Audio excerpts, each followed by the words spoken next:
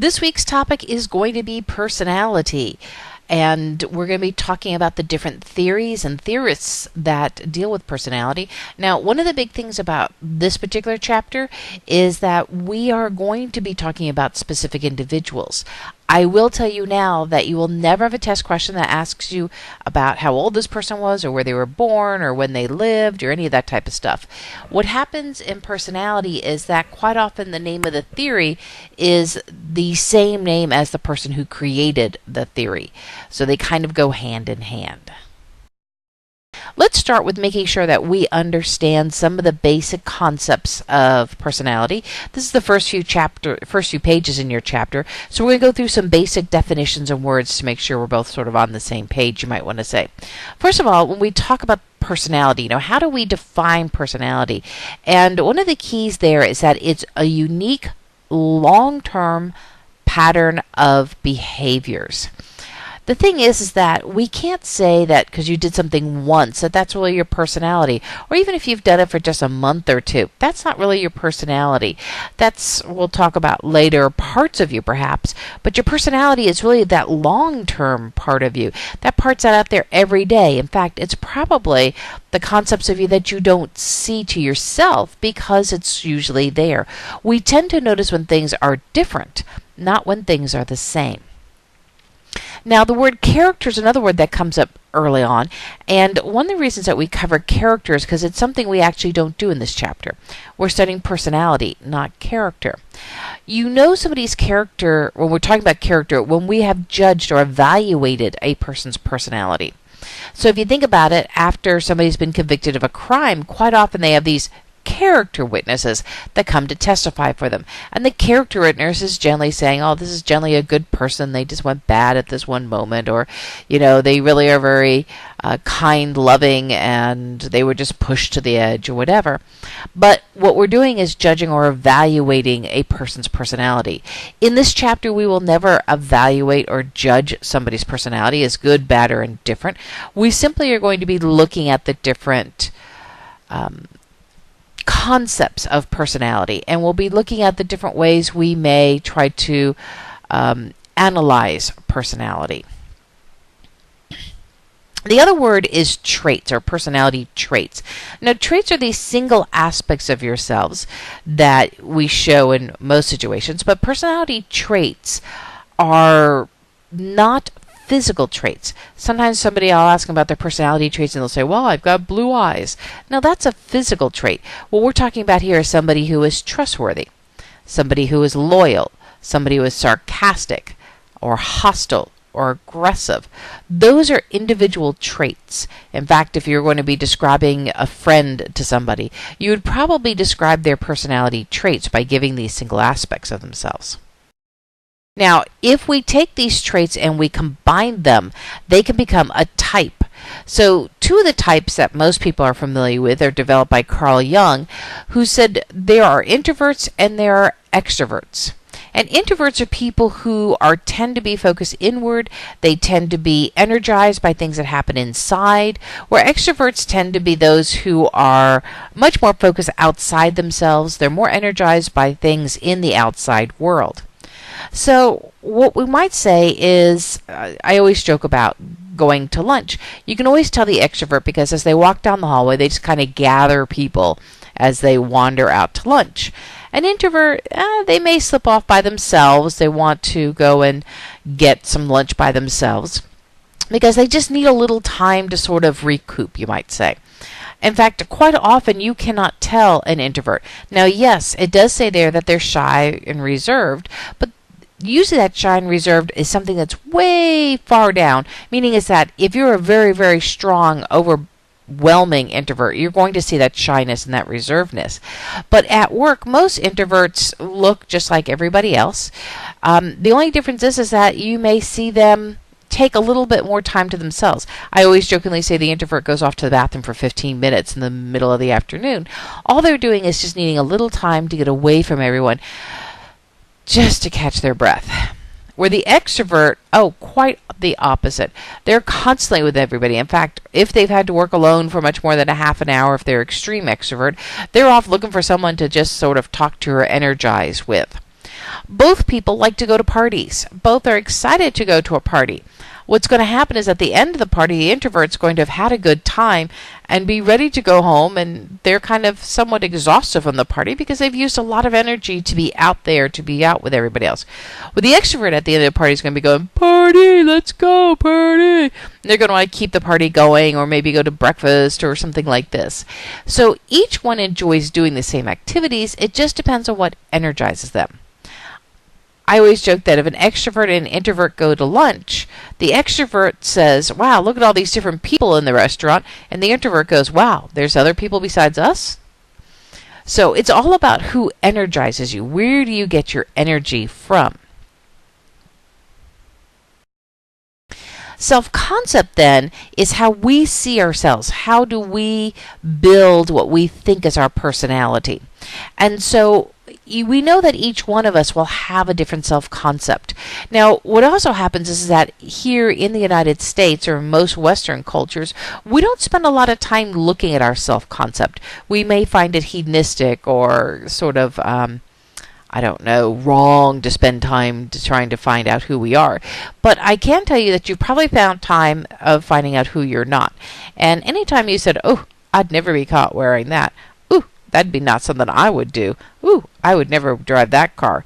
Means that you have developed your self-concept. You've just looked at more of who you're not rather than who you are.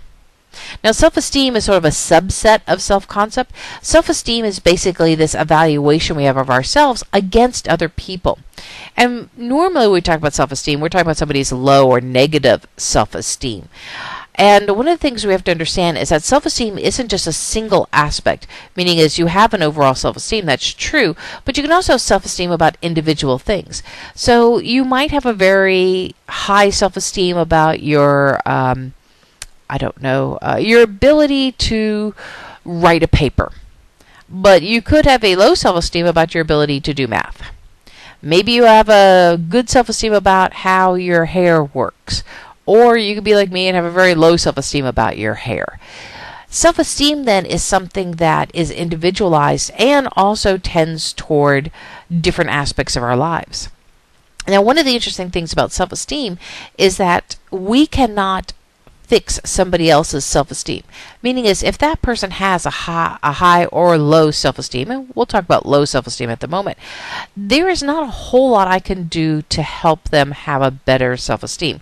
All I can do is point out when they are doing well or when something is going better than perhaps they normally think of. So if we talk about me and my little low self-esteem about my hair, you could be sitting there and coming down the hallway going, hey, Miss Birmingham, you've got great looking hair today.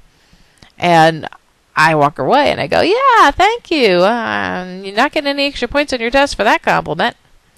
See, even though you said it to me, and it may even be true, it doesn't mean that I accepted it within myself. So until I can look at my hair and say, hey, my hair is looking pretty good today, there's not a whole lot you can do except for point out when things are going well or when things are in a more positive mood. Now, in your book, you're going to find these overviews of the theories of personality. And I am going to say that this is one of those things you want to mark. Mark this page or take this down. This is the only place, and it's right after self-esteem, the only place they actually give you sort of a basic definition of the 4 basic theories that we're going to talk about. They do not actually do it within the context of the theories. Don't ask me why. I don't know. All I know is that this is where you're going to find it. So we're going to be talking about trait theories. That's going to be our first one we're going to talk about. And that's the one that actually is also related to your paper this week. It's going to be trait theories. And so what we're going to be doing this is we're going to be looking at individual traits and how they relate to each other and how they actually relate to behavior. A lot of trait theorists are trying to understand or predict. Some of them are also trying to describe. There's not a whole lot of control in trait theorists as far as a goal is concerned. So if we think about it, if there's not a lot of control in trait theorists, then what are they doing? Well, they're basically trying to describe, and in many cases, trying to predict behavior, trying to find out how maybe 2 people might work together. Now, psychodynamics theories, they tend to work on the inner struggles that we have, our inner conflicts. This is going to be the Freud kind of stuff. In fact, Freud sits in here. And what psychodynamic theories are going to look at is what is underpinning within our personalities that may be driving us, whether we realize it or not. The behavioralists are a lot more about operant and classical conditioning, but they tend to focus more on the operant conditioning. And sort of a subset of the behaviorists are the social learning theorists, and they focus not only on the operant conditioning, but they also focus on how social issues around us may affect our personality. So basically the question is how much of my personality is what it is because of a culture or society that has dictated that it should be that way. So as an example, maybe girls wear pink because society says that's what girls should wear, and boys should be in blue because that's what society says boys should do. Because we know that there's no DNA that says girls like pink and boys like blue. So that means that has to be something that has been taught to us. We also know that this is probably more of a cultural thing because pink and blue is not universal around the world. It's sort of an American thing. Now, the humanists are the newest group in the world of personality, you might want to say. This is where Maslow's going to come in, and a few other folks are going to come in here. And they are very much into our own personal reality. Meaning is that they believe in free will and free choice. They say that we make our choices, and based on our private subjective experiences, based on how we feel things are going, that will develop our personality. So as an example, you might say is that they would be looking at why two children who feel that they're not having a good home life and they feel like they're both being abused, why does one run away to Daytona Beach and one stay at home? They each made a choice, and we would look at how they view situations, their personal subjective experience, on why one ran away and one did not. So let's start with the trait approach. And the trait theorists, as I said, that they're trying to individualize things. They're trying to bring things down into an order or into something that makes sense, you might want to say. But the big thing is that they want to classify things. And they also tend to think that these are biological to us, meaning is that we are sort of born with certain traits. Now, the reason that we tend to get born with those traits is they feel that we get these from our parents. And so if we are a cheerful person, there's a good chance that one of our parents or our grandparents was a cheerful person too, that was a trait that we inherited from them. But still, we need to examine and see how these traits work together. So the first person we're going to talk about is Alport. And what you'll see is I found some pictures of some of these theorists just for fun, so you can kind of put a face with the image. Now, Alport's going to come along and say that there are three basic categories of traits. The first one is common traits. And what he says common traits are things that are shared through the culture. So if we were to be looking at your personality, the question is your sense of independence come from you as an individual, or is it because as an American we have a sense of independence? We have a sense of individuality as an American. We have a sense of maybe greediness as an American. So those aspects of your personality, they may have come because you share those traits among the culture, and because you grew up in this culture, you picked up those personality traits.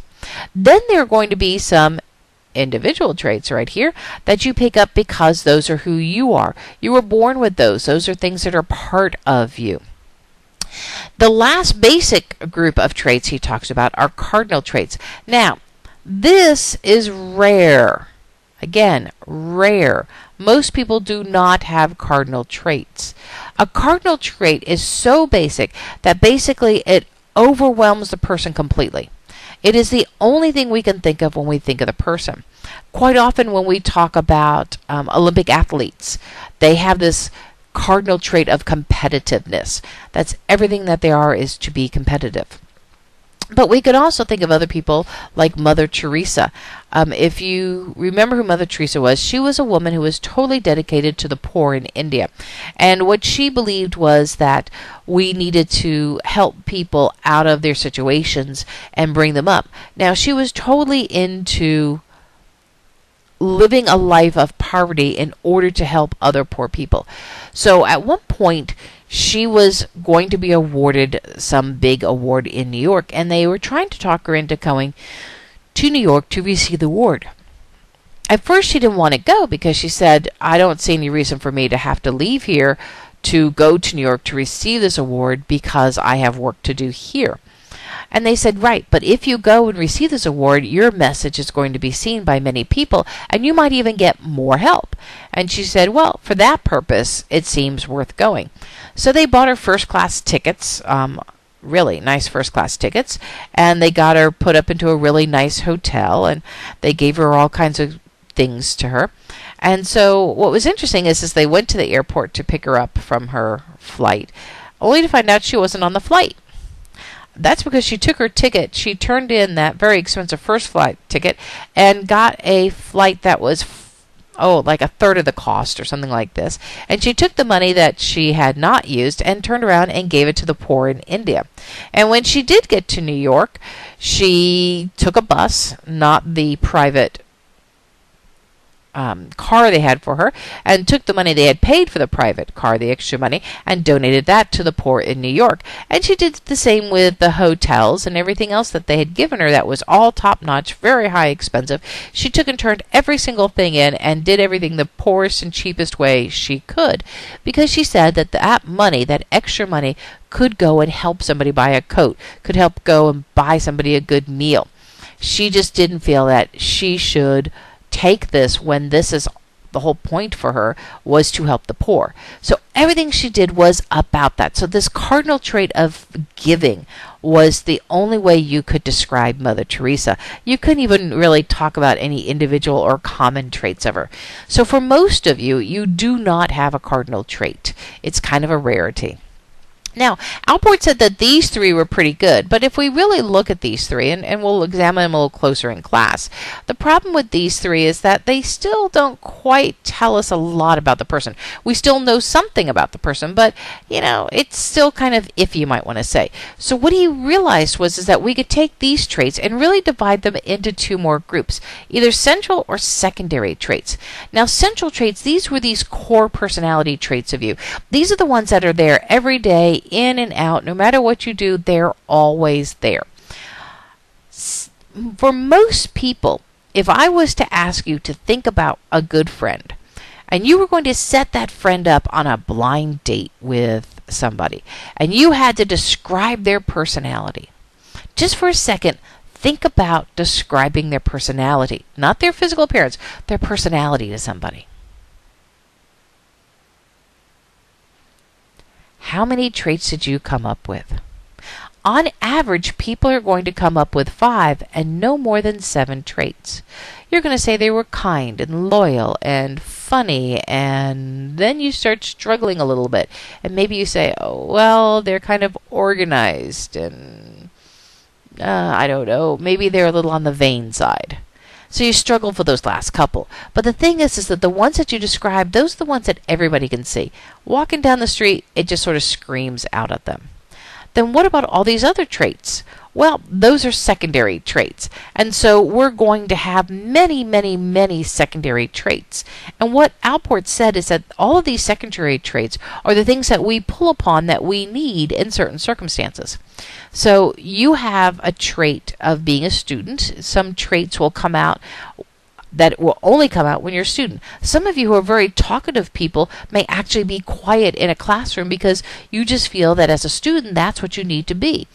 So is quiet really a trait of yours? Not really, but restrain may be one of your traits, and you're showing a lot of restraint when you're in the classroom. Well, coming off the work of Cattell, Alport was Cattell. And Cattell basically liked what Alport did, but he said the problem I find is that sometimes we see a difference in how much we can view a trait. And so he came up with this concept of surface versus source traits. Now, what he said is that surface traits are the ones that everybody can see on the outside. They're visible parts of personality. So if you're going to see somebody smiling all the time, then that's a surface trait. He said a source trait is sort of this underlying characteristic of personality. In fact, quite often the public does not see the source trait. The individual knows the source trait, but the public may not. And if the public does know it, it's usually only close family and friends who really know that source trait. So as an example, when I was going overseas, and I spent some time in many different Asian countries, one of the things I began to discover, especially in Vietnam, was that they had traffic suggestions, not traffic laws. It was suggested you drive on the right side of the road, but apparently if you wanted to drive on the left, that was perfectly fine too. And while it was suggested there be 3 lines of traffic, if you wanted to have 10 lines of traffic, apparently that was okay too. What I found is that I giggled a lot in the back of cabs. I laughed a great deal. When I went to Italy, I found that they didn't believe in traffic lights either. It was just a mad dash to get into the middle of the circle, go around the circle, and fling yourself back out. I also giggled a lot driving in the back of cars in Italy. When my ex-husband was originally taking me out and sort of wooing, you might say, me, one of the things that he did is he was a paramedic, and he was a paramedic at one of the major racetracks in Georgia. And so he said to me, hey, you want to go out and take a look at the racetrack? We can take the ambulance out. We usually do run it around one time on the track. And I said, oh, that seems like fun. Okay, let's go. I did not know that ambulances could go 120 miles an hour. I was giggling the whole way around. And at the end, he went, wow, you had a good time. You want to do it again? And I said, no. That was just fine. Thank you. So the question is on the surface, I am laughing and having a good time. And that may be what people think is happening. But is that what's really happening? No. I have fear. I am scared. But I figure if I'm going to die, I'm going to go out laughing. So the source of my laughter and what looks to be cheerfulness is actually the fear that's within me. So on the surface, you see cheerful, happy, laughing. The source is fear and afraid I'm going to die. Now, what Cattell said is that all of this stuff is really good, but Cattell, he wasn't just looking at to describe personality. He wanted to use it. So he comes up with something called a factor analysis. And in your book, you're going to see something called the PF16. And you'll see a little example of this in your book. Basically, this is kind of an interesting thing. He really is sort of the one who comes up with this. And what he says is that if we go out and interview individuals who are not only happy but also successful in their jobs, we're probably going to find that there's a type of personality that fits that job. Meaning is that they're not only happy, but they're pretty successful in it. So by looking through all of these, he came up with the fact that there were 16 sort of personality factors. Now, he went 16 on one side. It's really 32 because there's always the opposite one. So if you reserved, the other side would be like outgoing. He found out that if he went and talked to a whole bunch of airline pilots, that he would find that most airline pilots were on the reserve side. If he went and talked to a lot of creative artists, a lot of them were more on the outgoing side. So what he was able to do was make basically a chart and sort of outline through this line that you see there of a personality of somebody who was successful and enjoyed being an airline pilot, or somebody who was successful and enjoyed being a creative writer. Then what would happen is that you would take the same test, and we would then look at your personality and see which line it best matched. And whichever line it best matched would be perhaps the field of study you should consider going into. So many of you have taken one of these career tests, and I can always remember the career test I took, and at the end it said I should be either a beautician or a military officer. Now, I had to laugh like anything because the thought of putting my hand in other people's dirty hair, well, that was not me. In fact, I can barely put my own hands in my own dirty head. And a military officer, yeah, I don't take orders real well. So I, of course, thought this was a bunch of bull and kind of tossed it. It wasn't until years later when I was working my master's program and we were talking about these things, and I mentioned, how badly I thought this test actually worked, that I realized what had happened. Basically, a test is only as good as two things. One, the input that you put into it, And number two, as good as the person who's telling you what it says. And so originally, we were just given back our results and we walked away with it. But now I had somebody at this particular school who said, well, I can really analyze this for you. And when she looked at it, what I began to realize and what she said was that it wasn't the actual career field as much as the personality traits of the career field. And what probably happened is that there wasn't exactly a 100% match for me. So I had to look at these two career fields and find out what about the personality of each one made it appealing. And what it came down to is if we think about a beautician is a somewhat social business. They have regular clients, people they begin to get to work with. And they're kind of independent in their own way. Most beautician, they basically hire their own little space in a beauty shop. They're sort of an entrepreneur. They don't completely make up their own schedule, but they kind of make up their own schedule. They can pick and choose basically their clients, and it's their little space that they rent. Well, I like that. I'm a somewhat social person. I like having classes. I like having students and knowing them down the hallway. I'm pretty kind of independent here. You'll notice that our boss isn't walking in every 2 minutes to check what we're doing. Once we've got our classes pretty well established and they look at our reviews, we're given a lot of leeway. Well, then what about military officer? Well, when we really looked at military officer, what they said is these are people who like organization. These are people who like hierarchies. These are people who feel more comfortable when there are rules that are in place, when there is structure. And that's absolutely true for me. I'm not really good with laissez-faire completely. I like knowing that there's a set of rules and that I should participate within the set of rules, that there is a hierarchy, that if something went wacky, I know who to go to and where to go. And if you kind of come back to it in teaching, at least at the college level, that's sort of true.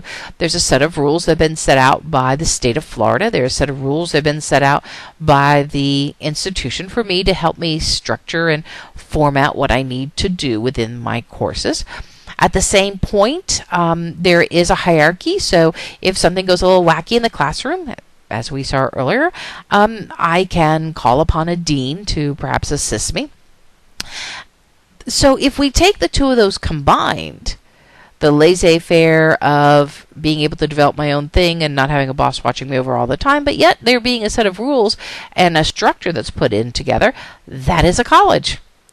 When I took the test, college professor was not one of the choices. So what they had done was found the two things that went and blended the best together. So that's what factor analysis does. It looks at these aspects of your personality and tries to match it up with something. Now, in this case, for Cattell, it was looking at, again, careers, but we can also do factor analysis when we're putting together teams. If you're going to be an astronaut, if you're going to be a relay person, all kinds of different things, we will actually do factor analysis to look at how the personalities blend. Trait situational interaction, they've moved this toward the end of the chapter, but it sort of fits with traits. What we're saying here is that that somebody's trait never changes. That if you have this trait, it's going to remain the same no matter what situation you're in. However, the situation may make the trait appear to be different.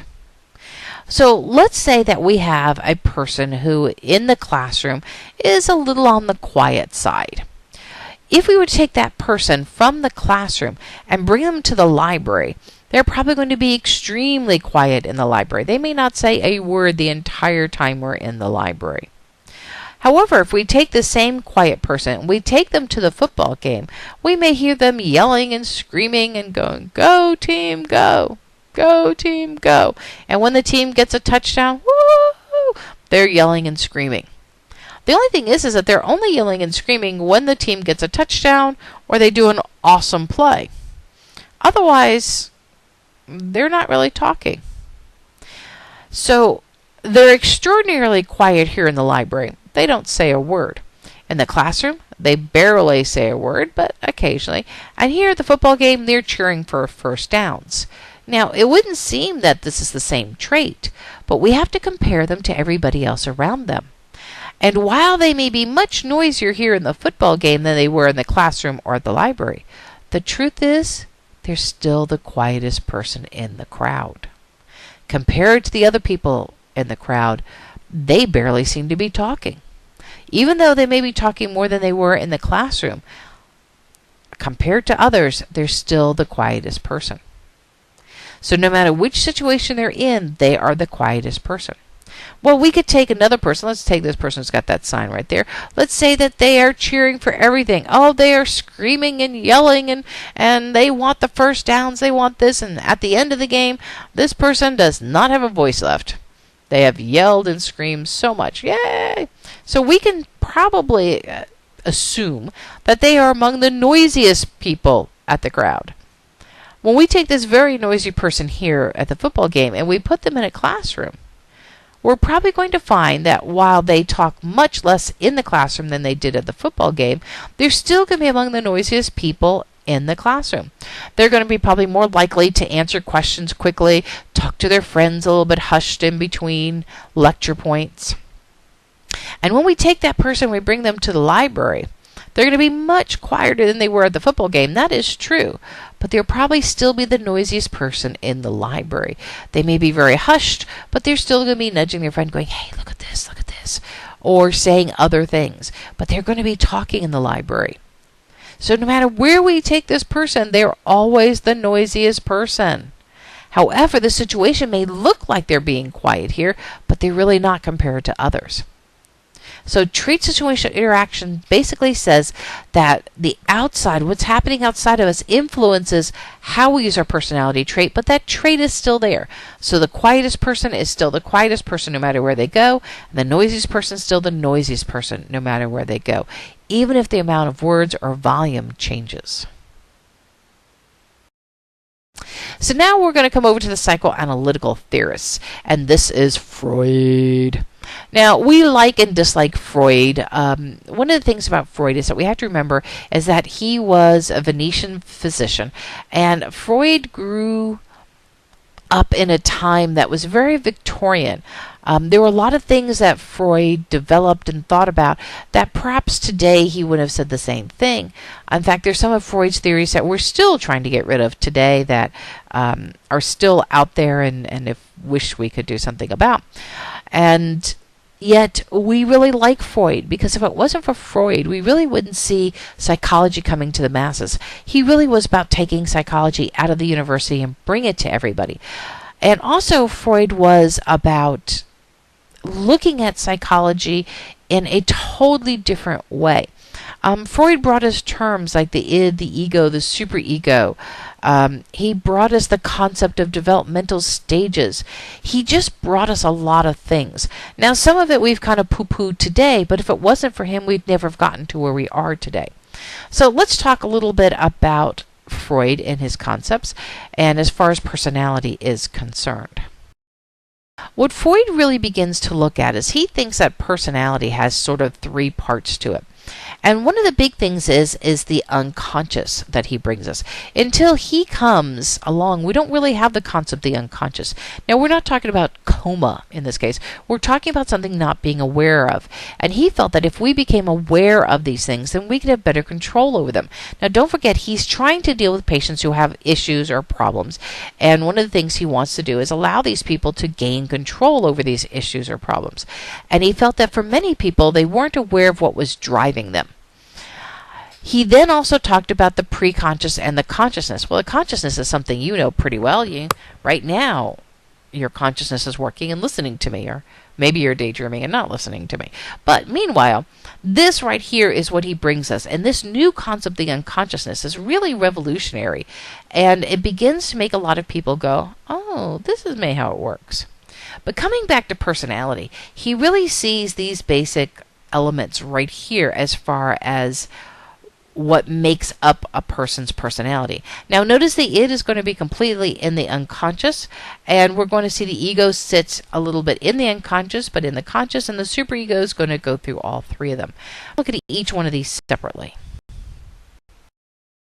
First, let's look at the id. Now, the id is all about fun and pleasure. It is your party part of your personality.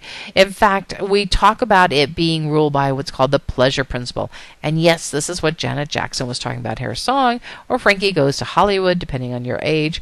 But the pleasure principle is our desire for pleasure, and that without pleasure, we basically are going to keep looking at it. So he also says the id is basically very self-serving. It's basically what I want. And it tends to be somewhat irrational. So whether or not we want a lot of chocolate or we want to stay in bed or whatever, that id is really working overtime. He also says, though, that this thing, the psyche, is what he's talking about. The psyche is sort of this personality, this thing that drives us. It's driven by something called the libido. Now, the libido is not a real area in the brain or in the body or anything else. He basically talks about the libido as being sort of the source of energy. And what he didn't realize at the time was that he had sort of figured out what hormones were. And if we think about it, we often talk about a boy having an overactive libido. So what we're saying is that he has a very strong sex drive. And what it really is that he's got a very strong drive for pleasure at that point, and that he may not even realize that he has this strong drive for pleasure.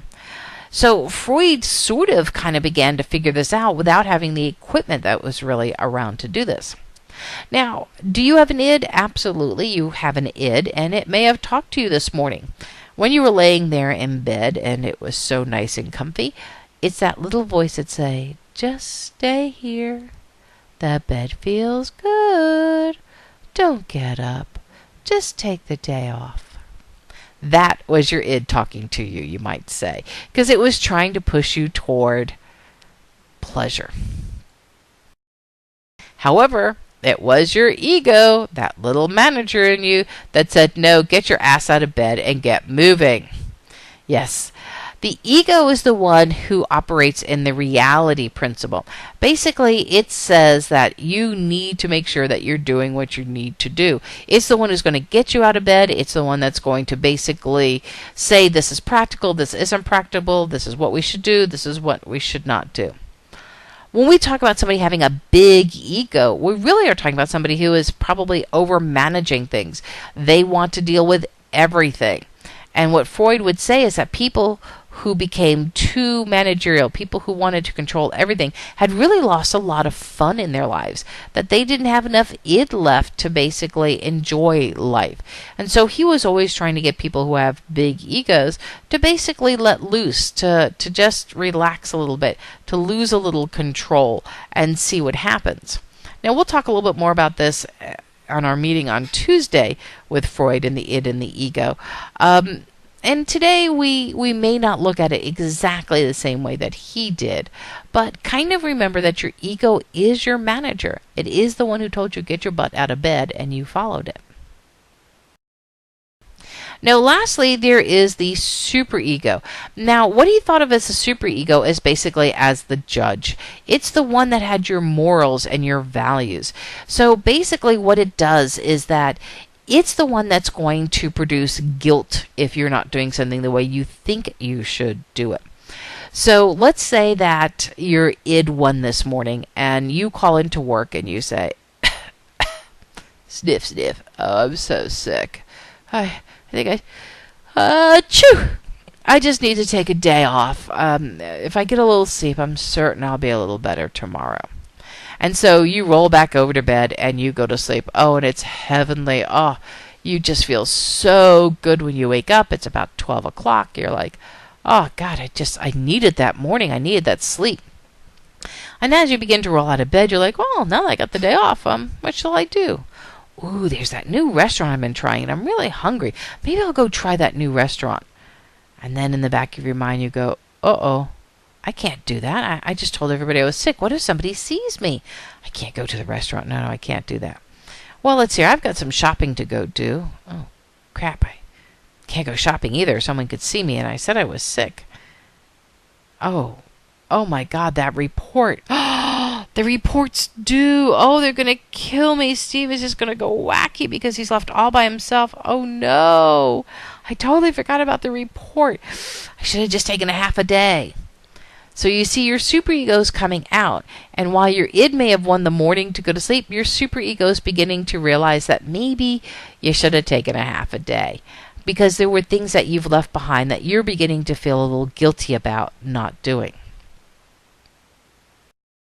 What he says is that this is where anxiety comes in. And there's sort of two types of anxieties that come from this. There's neurotic anxiety and there's moral anxiety. And so these anxieties basically derive from these choices that our id and our ego is making all the time. And that there's this battle. And when the battle is resolved, then you'll feel better. But until then, we can blame our id and our ego for our anxieties, according to Freud. Now, Carl Jung is the individual who is next to talk about. Now, Carl Jung studied actually with Sigmund Freud. He's called a neo-Freudian, meaning is that he comes after Freud. And the big thing about Carl Jung, why I kind of like to look at him, is that he brings a lot of words and concepts that we have today. One of them is persona. He's the one who begins to realize that we need to, in society, sort of have, not exactly a mask, but sort of a public self that we might present to others.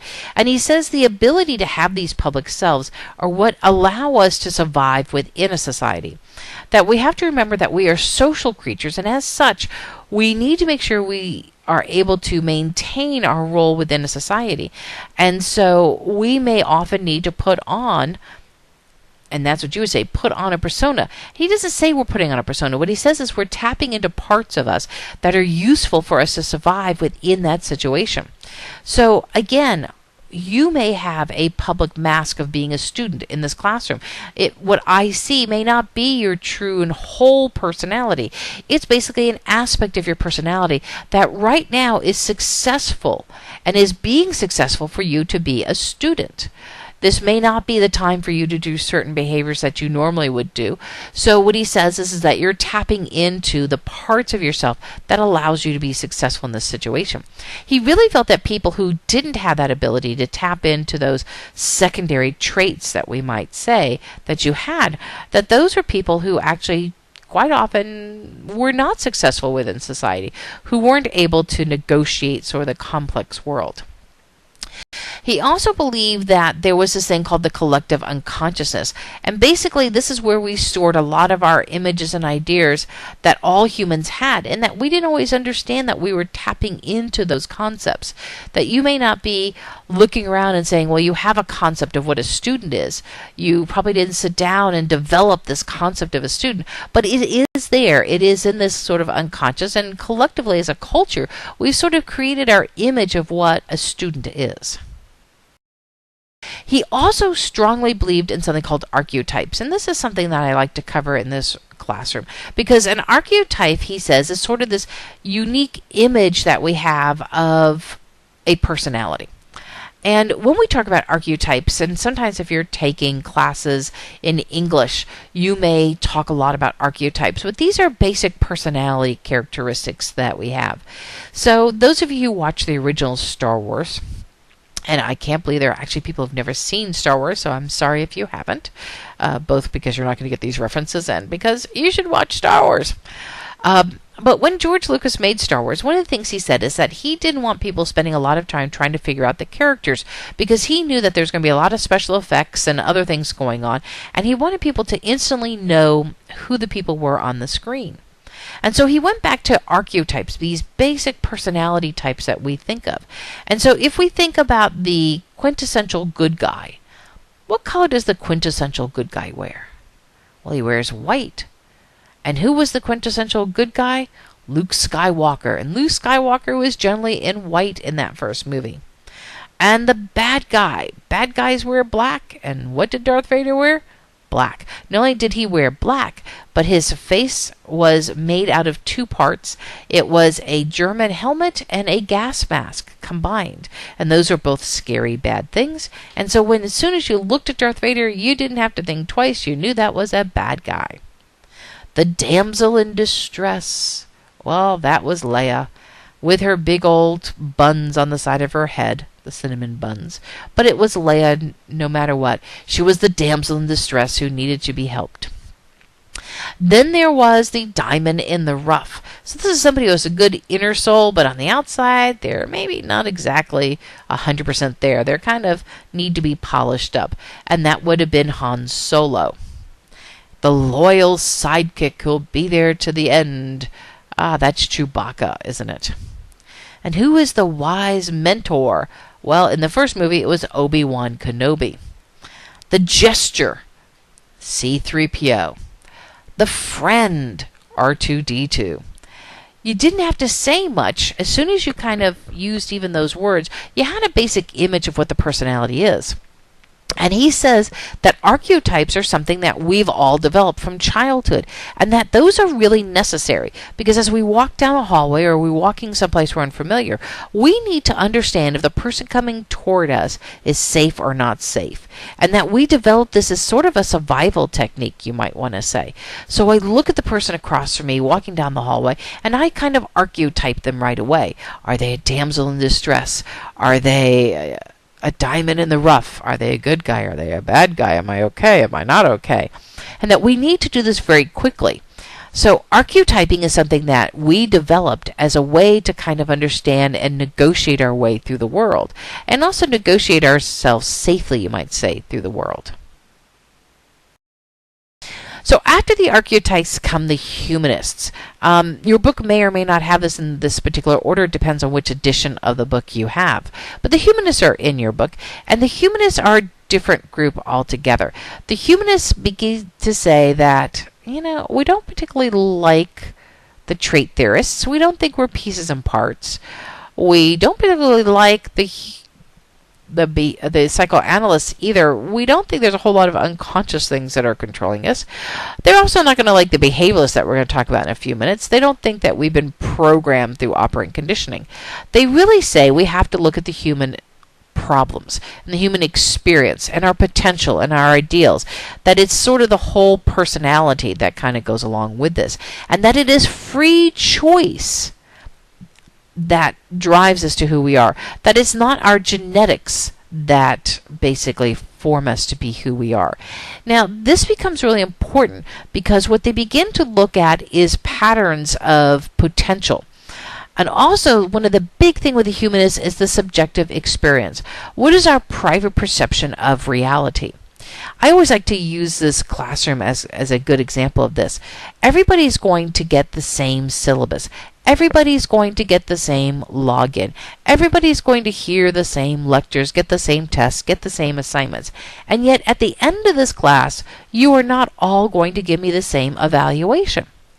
Well, why not? Why wouldn't everybody give me the same evaluation if everybody got the same things? That's because your subjective experience, how you perceive reality of what's going on, is going to be different from person to person. And that's going to be based on the reality you have around you. So those of you who've never had a class before, and this is your very first class, you're judging me based on your expectations of what class will be like. Some of you who've never had a hybrid class before may be judging this class based upon having a face-to-face teacher for 4 weeks. Some of you who've had other hybrid classes will be judging me against other hybrid classes. So each one of you, while presented exactly the same thing, will be using a different set of experiences to make your decisions. And that's what the humanists focused on. The humanists focus on how you use those experiences to make your own personal reality. Now, the biggest humanist of them all is Maslow, and here's where we jump to chapter 10. I do say we kind of just do a little bit in chapter 10, and we talk about his hierarchy of needs. You should find this on or close to page 348, again, depending on which version of the textbook you have. Now, most of you are going into the healthcare fields. You need to memorize and regurgitate this little pyramid here. You're going to be working with it over and over and over again, especially the nursing students. Your care plans are going to be developed based on Maslow's hierarchy of needs. Those of you who are business students, hierarchy of needs absolutely comes into marketing and many of the aspects that you're doing. For the rest of you, the hierarchy of needs are something that you need to understand because of how you basically live your life. So let's just talk about this hierarchy of needs, first of all. What Maslow basically looked at was the fact that there are some needs which are larger and more demanding, you might say, of one individual than another. And that's why he used this pyramid format. He believed that if you didn't have the bottom rung completely taken care of, you were not going to be able to move up to the second rung. So the first one is physiological needs, which makes sense. I mean, after all, if our physical needs are not being met, air, food, water, sleep, we are not going to do anything else. In fact, if right now you were starving, you're going to stop this video, you're going to go get something to eat, and you're going to come back, because that need to take care of that is going to supersede any other needs you have. Now, once your physiological needs are taken care of, the next thing is you're going to be looking for safety and security. Again, you wouldn't be listening to this video if you felt like a hurricane was on its way. You're going to be shutting this down. You're going to be trying to find yourself someplace safe to go, because that is more important than listening to the video right now. So you need to have your physical needs taken care of, and your safety needs to be taken care of before you can go to your loving and belonging needs. Now, belonging is a little bit more what I focus on here. Basically, what Maslow came back to was that we are all social animals, and that we find that we function better when we have a group of people that we feel we belong with. So many of you may have gone to other schools or done other things. The question is why did you pick Kaiser? And for many of you, you felt like this was a place that you belong. This felt more comfortable to you. This was more your style. And so you picked this location to be here because of that belonging feeling. Now, after this, if you have these three taken care of, you can then work on esteem or self-esteem. And that's why you're watching this video right now. What you're doing is working on your esteem. You're working on perhaps building yourself to be something different. So he said is that this esteem need is something that's only in place once you've sort of got everything else there. Now, if you have all of these, and all of these are going well, then and only then can you be self-actualized. Self-actualized means that you are living to your whole potential in life, to your fullest potential. It doesn't mean you make the most money or that you have the best job, but you're living to your fullest potential. You basically have all your needs taken care of, and you know you're kind of living somewhat happily. Now, how do we see this in real life? Well, here's an actual story of a gentleman who was a physician. He lived in Sarajevo. Now, Sarajevo is a beautiful little town. Not so little, actually. It had a Winter Olympics at it a long time ago. And it's just a nice town. Unfortunately, Sarajevo wound up being in the middle of a civil war. And so this man who was working in this particular hospital talked about how the war came into town and how they had to abandon the hospital because it became unsafe, and how they had tried to get their patients to other places. But basically the war, one of the unfortunate things about hospitals is that both sides want to go raid the hospital to get all the medical goods. And so he went racing out of the hospital. He went racing to his family to make sure that they were taken care of. And they kind of held up for a day or two in their apartment complex as shelling and bombing and gunfire happened down in the streets. But in Europe, in many European places, people don't buy food for much more than a few days at a time. Their apartments, their electricity, their refrigerators just don't hold much food. And so after about 2 or 3 days, he needed more food for his family. Not only that, but the water supply had been turned off. So while they were still snipers and things, he snuck down in the middle of the night. And he kind of went down the street, and he broke into their version of a 7-Eleven. And he talks about how that was kind of traumatic for him, because he never thought he'd be a person who'd be breaking into someplace. Not only that, but there was gunfire going off. So he wasn't very safe, was he? But he broke in, he got himself a whole bunch of food and water, and promised himself that when the war was over, he'd come back and find the owner of this place and pay them for the food and water that he had taken. So he takes the food and water and he goes back to his apartment. Now the question is he going to stay in this apartment? Well, no, because it really isn't safe. He realizes he's going to run out of food and water, and at this point other people are beginning to sort of loot stores, so they have things. Not only that, but the firing and the gunshots are getting to be more and more. So they do have a radio, and they hear about this refugee camp that's on the outside of town. And so the next night, when things kind of get quiet, he sneaks his family out of town, and they get to the refugee camp.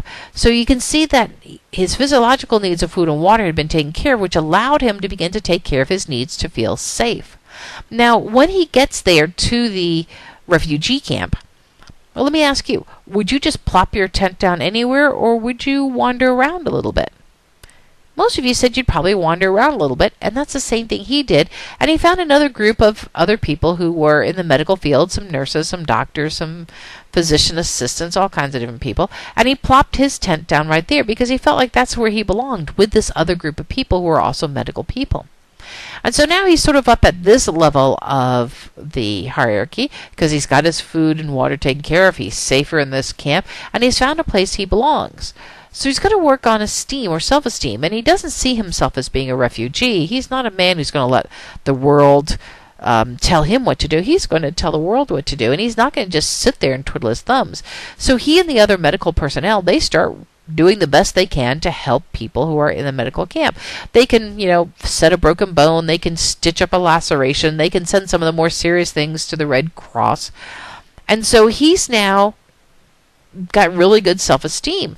And he talks about how he was the most self-actualized he ever was in his life. He really felt like he was living to his fullest potential right then at that point, and that he was doing everything that he felt he really needed to do in this world.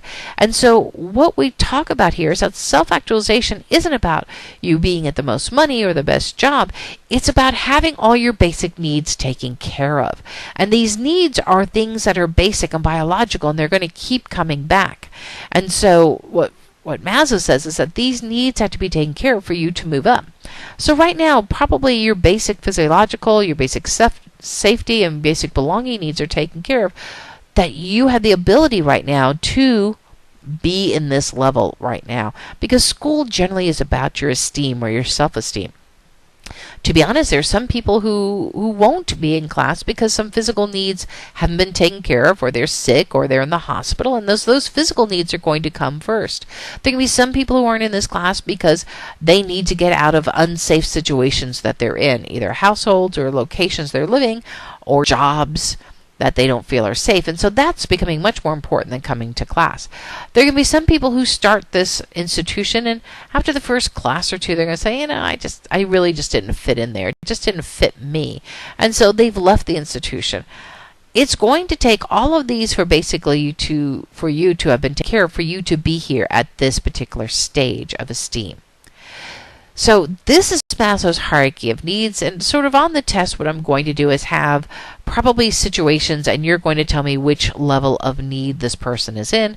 So if we say you're watching a car ad, and this car ad is showing all the how well it does in crash tests, and the extra belt buckles it has, and the airbags it has, which level of need is it focusing on? In this case, of course, it would be safety, because we're showing the safety of the car.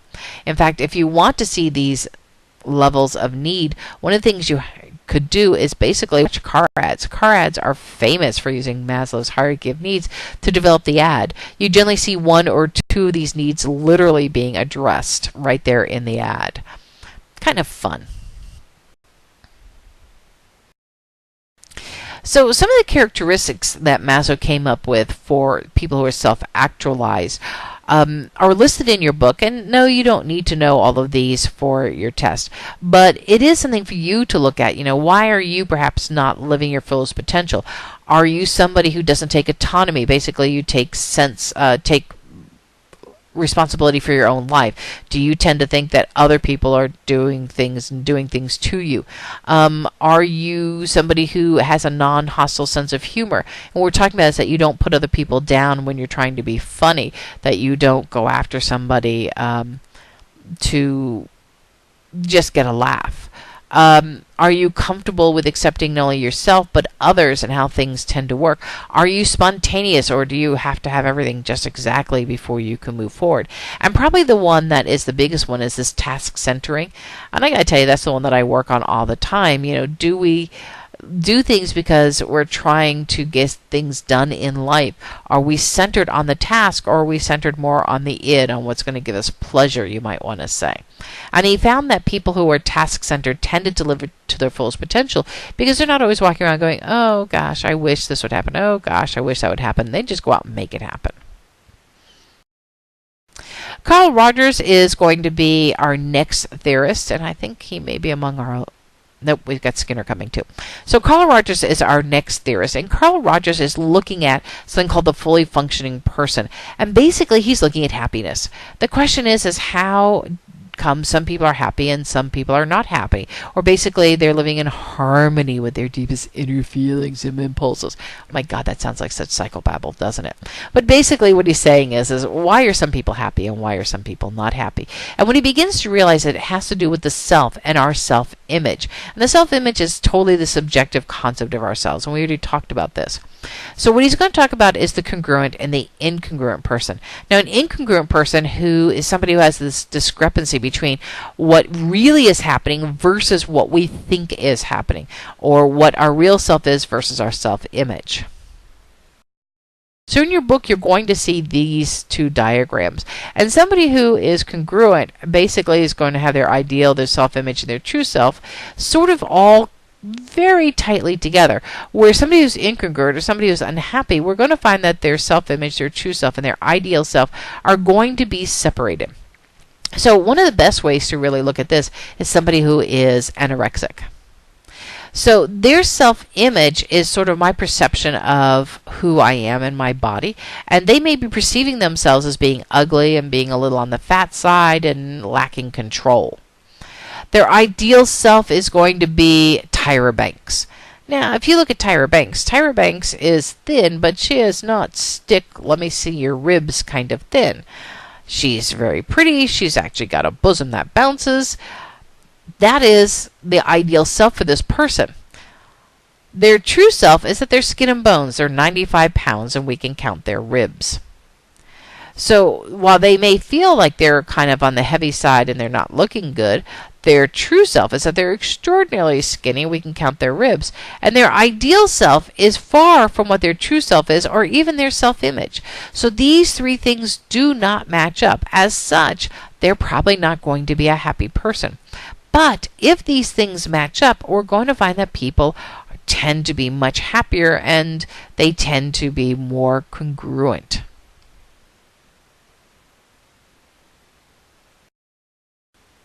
The last group of people we're going to talk about are the learning theorists of personality. Basically, these are the behavioralists. And the behavioralists really believe that a lot of who we are comes from the shapes of behaviors that we are taught when we are younger, and that our personality often is developed based on our learning, you might want to say. So the question is are girls really all pretty pink and gymnasts because they're females? Or is it that society looks at this picture and says, oh, those look like happy little girls, and we want our girls to be happy little girls, and the girls are looking at what we're looking at, and so they say, oh, this is what we should do. And, are boys really all these different sports, or is it because this is what a man does? He plays sports, and he's got to do these particular sports. Now, she's doing a sport just like he's doing a sport, but why would we say a guy maybe being in gymnastics wasn't as manly as this? And why is it that we look at a girl playing basketball and maybe see her more tomboyish? And that's what the learning theorists are saying, is that, are these kids picking what they're picking because they really want to, or is it because this is the image that we have shaped based on society and other objects? So what we have to look at then is another layer. So we've already done classical and operant conditioning, and really, remember, that was more about operant conditioning and what you're rewarded for. So if the boy comes home from a basketball game and everyone says, oh, look at him, he's such a great boy because he played a good basketball game, he's going to be rewarded for that behavior through lots of applause and attention. And the girl the same way. If she turns out to do a really good running back handspring, everyone's going to say, woo, look at her, she's really done a great job with that running back handspring, and she's going to get lots of attention. But the social learning theorists go one step further. They say that it's not just the operant conditioning that we get when we're younger, but also that we have this effects of social relationship, and that there are three basic things that really sort of help us focus in on this. And the first one is the psychological situation. Again, this kind of comes back to a little bit of like the humanists. That's how do we interpret or define this situation. You may define the situation differently than the next person defines the situation because of the way that you were raised. So do you find, if you find a $100 bill on the side of the walk and you pick it up and you put it in your pocket, do you find that to be a good thing? Or do you think that you're a person who says, oh, I should look around and see who lost this $100? Neither one is right or wrong. The question that psychological learning theorists would say is, how do you define the situation, and what helped you define that situation in that way? Expectancy is another one. This is our anticipation. Basically, the question is we expect something to behave in a certain way, and our question will be is if we actually get that response. So if we think about this, if I'm that little girl and I do my running back handspring, I expect to get a lot of applause. Clap, clap, clap, you did a really good job. And so that's my expectancy. But if I run and I do that back handspring and nobody claps, I may be very confused. Why didn't I get that? Why wasn't that the way it was supposed to be? And same with other cultural things that may come out. You may find that I'm going to pick on men and women here for just a second, being very I don't know how I'm going to put this, gender typing. We may say, oh, well, there's that woman, she's quiet and demure, and that's exactly how she should be, sort of giving in to the man. And when we see somebody who isn't quiet and demure and giving in to what a guy wants, we may say, oh, there's something wrong with that. She's not acting like we expect her to, because we have this expectancy of how they would perform. The same way with the guy, who doesn't like football and doesn't like basketball. He wants to cook instead. And we might say, well, that's what women do. Why would he want to do that? We might question something about that. Because our expectancy of what we anticipate to be may be different than what we actually see. So how do we act to that? Now, the reinforcement values, they're subjective. And basically what we're talking about reinforcement values is what is important to the individual. For some of you, let's say at work, if you did a good job, if you had done a good job, you would expect to be able to get an extra day off from work maybe. Others of you say, no, I don't want a day off from work. I'd rather just some extra pay. Others would say, no, I want to get this award. So what reinforces you? What has value to you? And that's going to be subjective depending on the individual that we talk about. Each individual is going to desire something different. So the social learning theorists say that a lot of our operant conditioning is based on our psychological situation, how we define the situation, the expectancy that we have out of that situation, and what can be the reinforcement value for us. Now, the thing with self-reinforcement, the praising that we have, will often help us lead to what's called situational determinants. And situational determinant says that we will often behave based on the external causes that influence our behaviors. So the classic one on this is what we call the parking garage experiment. And what happened is this.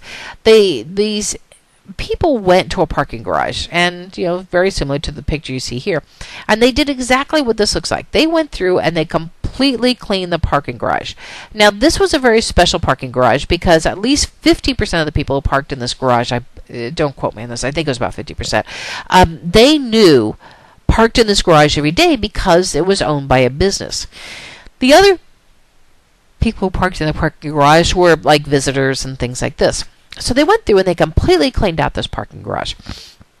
It was spotless. And so in the morning when the parking garage opened, people parked. At the end of that night, they went back to the parking garage and they collected every piece of trash that had been left.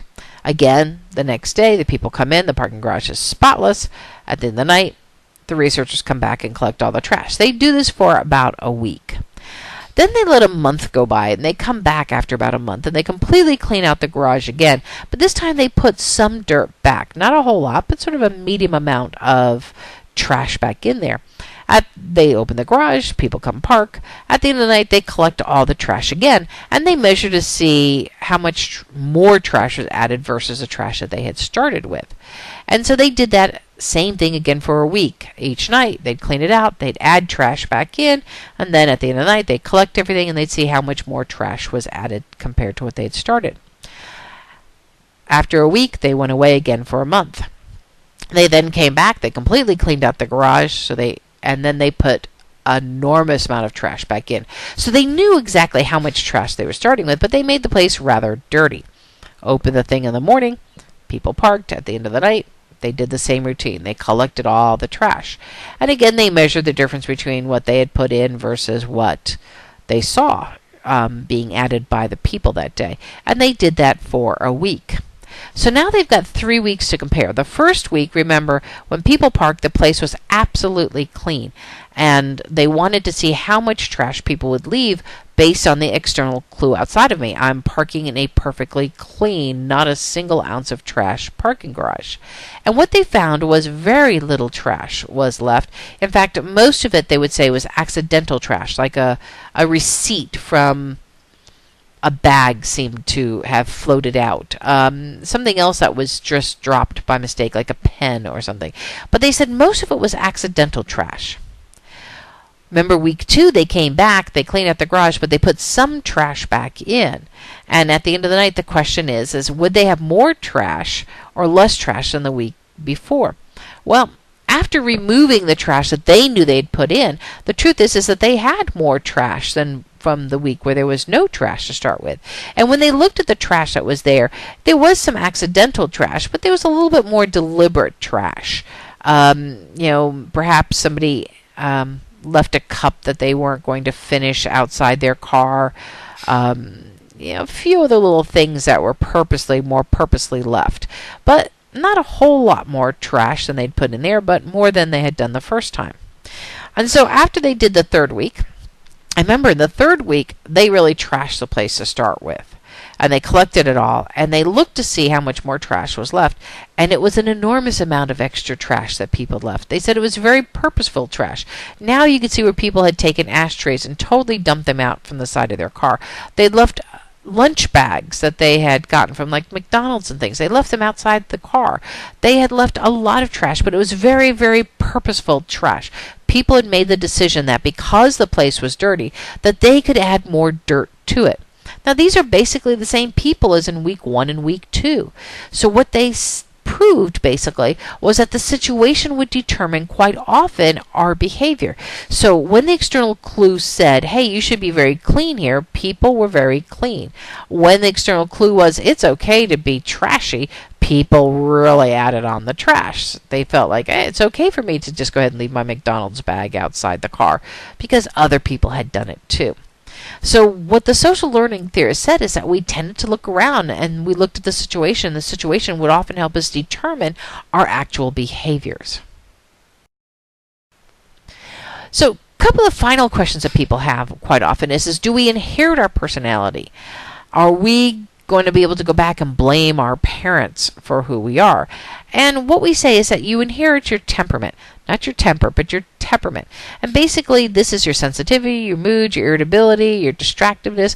This will come from your parents. And we know this because twin studies tend to show that twins, even if they are reared apart, have very similar personalities. And there have been many cases where two twins have had to been separated at birth, and they're identical twins, which means their DNA is very similar. And that when they got together, they tended to find that they had very much the same personality. So they do say that, our studies seem to say that we do inherit parts of our traits from our parents. And that part that we inherit, we call our temperament. So this is the end of this lecture. I will see you in class. I'm going to be going through some of these things with slightly different examples in class. This is a big part of your next coming test. I should also tell you that exam 3 is generally considered to be the hardest of all the exams. So I always like to cover this one early, so if you have any questions, please make sure you bring them on Tuesday. If you don't bring them on this Tuesday, bring them on the next Tuesday. But you may need to go back and listen to this lecture again. Make sure you have your notes out while you do this, and I will be glad to see you shortly.